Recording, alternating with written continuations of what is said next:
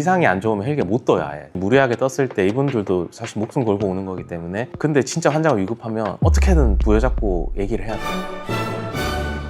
전화로 올리는 일이 별로 없어요. 보건지소에 전화로 뭐가 오겠어. 그냥 아프면 직접 오지. 전화가 왔다 이러면 대부분은 배에서 일어나는 일이에요. 저 멀리 배에서 일어나는 일이라서.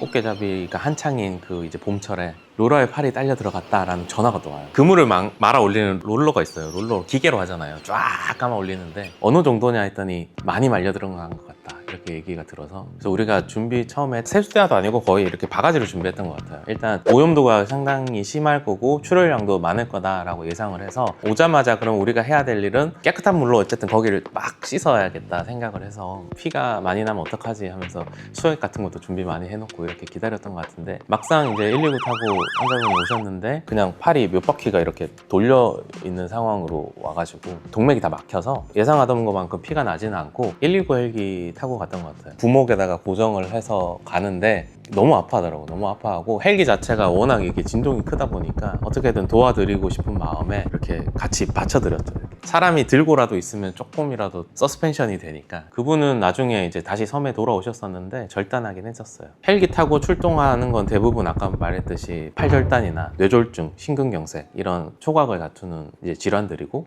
진단을 하고 진짜 이제 위급하다라고 해서 전화를 딱 하잖아요. 협조가 잘 안 되는 경우가 많아요. 그만큼 좀 의료 취약 지역이긴 했던 것 같아요. 무슨 일이 벌어지면 그러니까 소방, 해경, 군인 가능한 거 다 뭐 누가 되냐 이렇게 물어봐서 되는데 협조를 무조건 구하는 거기 때문에 와서 진단하는 데까지도 시간이 오래 걸리고, 사실 진단이 돼도 나가는 데까지 시간이 더 걸리다 보니까 빨리 와서 태워서 빨리 가기만 하면 사실 괜찮은데 그 과정이 굉장히 힘들었고, 기상이 안 좋으면 헬기가 못 떠요. 아예 뜨지 못하니까 기상이 안 좋은데 무리하게 떴을 때 이분들도 사실 목숨 걸고 오는 거기 때문에 우리도 강하게 요구할 수가 없는 부분도 있고, 근데 진짜 환자가 위급하면 어떻게든 부여잡고 얘기를 해야 돼요. 배라도 가야 된다. 이거는 막 비바람 불고 있는데 배 타고 가야 되거든요. 아무도 배 안 타는 그 날씨에 배 타고 가야 되기 때문에 이러다 나도 어떻게 되는 거 아닌가 이런 생각 진짜 많이 했던 것 같아요. 무서워가지고. 그래요. 너무 충격적인 얘기만 했으니까 조금 소소한 일들 얘기 좀 해보자. 섬의 유일한 의료기관이다 보니까 낮에만 일을 할 수가 없어요. 우리가 항상 전화를 받아요. 진짜 응급한 일이 발생할까봐 전화를 받는 건데, 새벽에 전화를 받아서 했는데 자기 숨이 잘 안 쉬어진대. 근데 이거를 응급이냐 아니냐 따지면 응급인 것 같아요.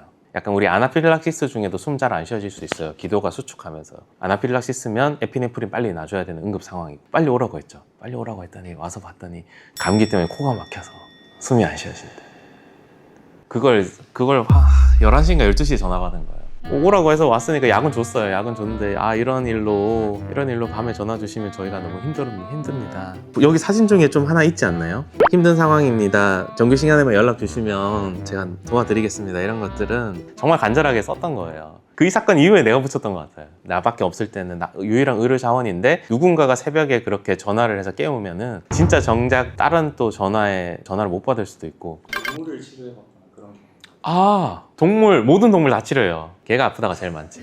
연평도의 개들은 아무도 줄에 묶여있는 개가 거의 없어요. 다 자유롭게 이제 풀어져 있는데 도로에 신호가 없어. 신호가 있을 만한 그게 아니거든요. 강아지도 자유롭고 차들도 좀 자유로운 편이니까 차 사고가 되게 많아요. 수의사도 없어요. 수의사는 근데 공중보건의가 없나? 그건 정확하게 모르겠는데, 정든 강아지가 아프면 어디든 와야 되는데 병원이 없으니까 강아지를 데리고 와요. 근데 사실은 배운 적은 없잖아요. 그러니까 기본적으로 포유류가 아프면 걸리는 병들은 비슷한데 약을 줄 수는 없지만 외상은 우리가 도와줄 수 있거든요. 다리 쫄뚝거리면 이제 다리를 다쳤나 이제 확인을 해줘야 되니까 엑스레이 찍어서 몇 프로전지 봐주고 이런 거 많이 했었어요.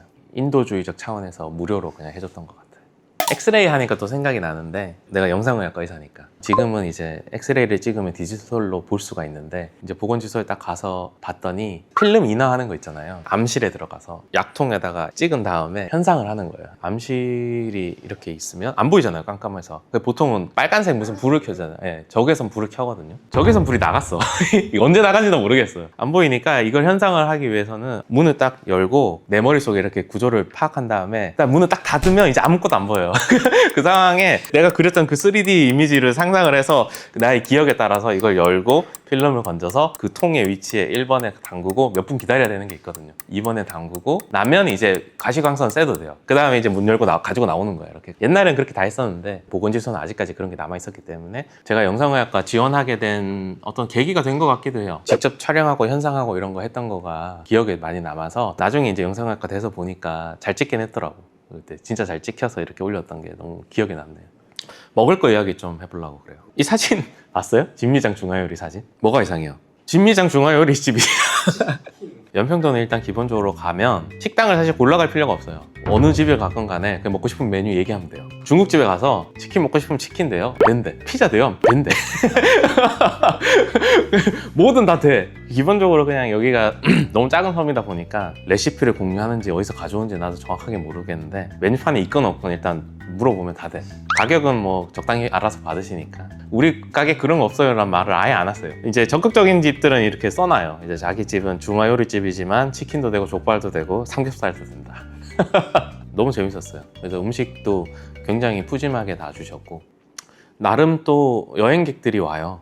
꽃게가 워낙 유명하다 보니까 뭐 게장 같은 거 먹으러 많이 오고 나는 여기 살다 보니까 괜찮았었는데 처음 들어온 외지인이 게장을 먹으면 무조건 배탈이 나. 다들 게장을 먹고 배탈이 다 나서 보건지소로 다 오게 돼 있어.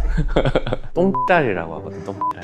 내가 하는 말이 아니라 그 할머니들이 하는 말이야. 똥짤철이 오면은 우리 보건지소는 아침마다 일어나서 하는 일이 있어. 그 패키지를 만들어요. 그 배탈약 패키지. 미리 안 만들어 놓으면 이 수요를 우리가 감당할 수가 없어. 그래서 미리 막 만들어 놓고 이 섬 주민이 아닌 초면인 분들이 아침부터 오면은 다 배탈 나셨죠? 다 배탈이라서. 그래서 그 똥짤철이 또 기억이 납니다. 먹을 거 얘기하니까.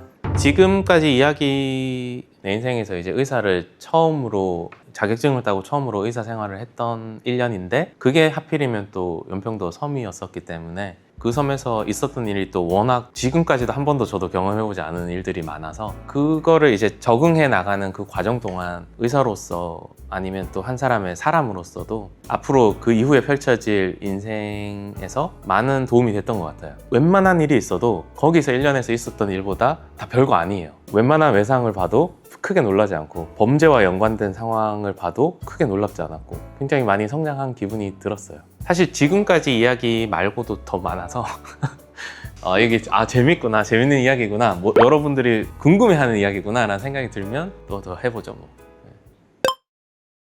진료실 벽이 없어요. 이게 폭격이 진짜 그 벽에다 맞았거든요. 보건지소 이용의 거의 대부분은 그 노인분들이요. 하필이면 근데 경로당에서 이거를 임시 진료실을 만들어 놨더니 이게 이용률이 어마어마해요. 그때는 거의 하루에 거의 100명 그냥 다 접수하는 거예요. 오면 다 접수해요. 그 어제 봤던 할머니 또 보고 또 보고 맨날 보는 거예요. 이제 물어보지도 않아. 그냥 잘 지내셨어요? 뭐 오늘은 뭐 드릴까요? 이러면은 그냥 뭐 맨날 똑같은 얘기예요. 여기가 아프고 여기가 아프고.